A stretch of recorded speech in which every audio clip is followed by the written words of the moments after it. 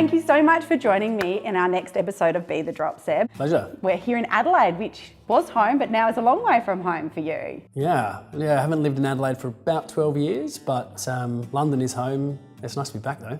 Good. Well, summer, best time for it. It is, that's why I'm here. Good. Okay, now I see you've brought in your item of significance. I have. And that's something that connects you with your community. Can you explain a little bit about that? Well, the very exciting item of significance is a laptop. And it connects, I suppose, directly because what I do is research. And so we are tracking the transformation of the energy system that's currently underway. Everything from new technologies to new business models, investment, economics, policy making. Very rapid change, lots of challenges. In somewhere like South Australia, that's very evident as we've had some blackouts recently, which is in many ways a function of all this change.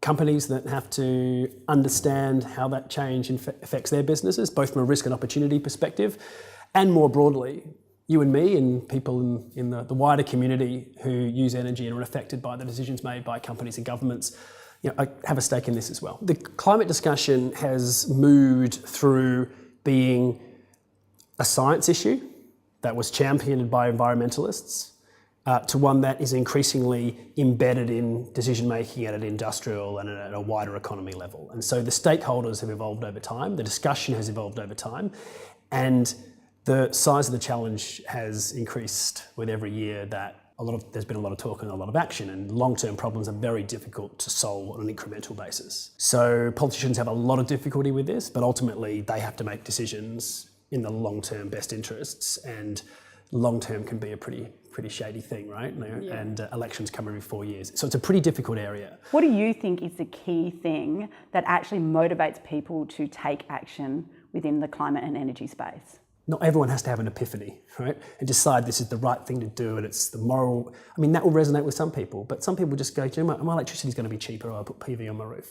That's fine too. Not everyone has to sort of drink the Kool-Aid. And it's better if they don't, because you can get some really suboptimal decisions if everyone's drinking the Kool-Aid, expensive decisions.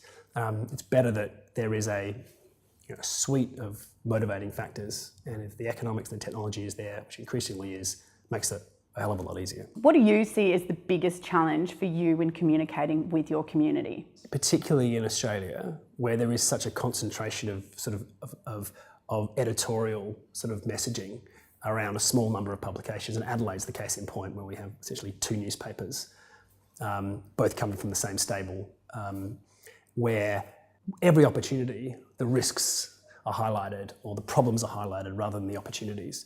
And countries and parts of the world that are going to do better out of this are the ones that can see the opportunity, recognise the risk, try and mitigate the risk, solve the problems, but are focused on the opportunity. Whether you believe in climate change or whether you think clean energy is a viable thing is essentially defined by who you vote for.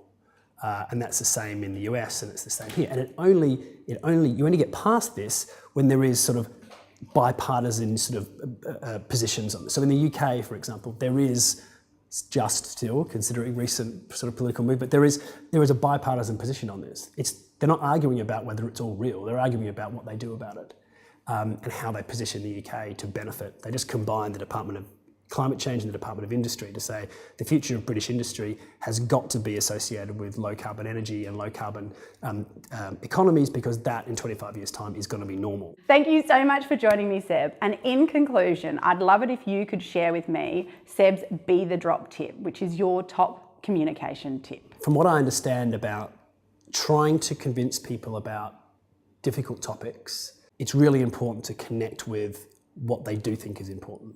If you're not the right messenger, you're not the right messenger. You need to find a trusted broker, because anybody, however difficult they seem, will listen to somebody. And they will listen to somebody who gets what you get. And if you can find that person who can then disseminate that information using the language and from the perspective that resonates with this audience that you're trying to target, then you've got a chance of bringing them along with you.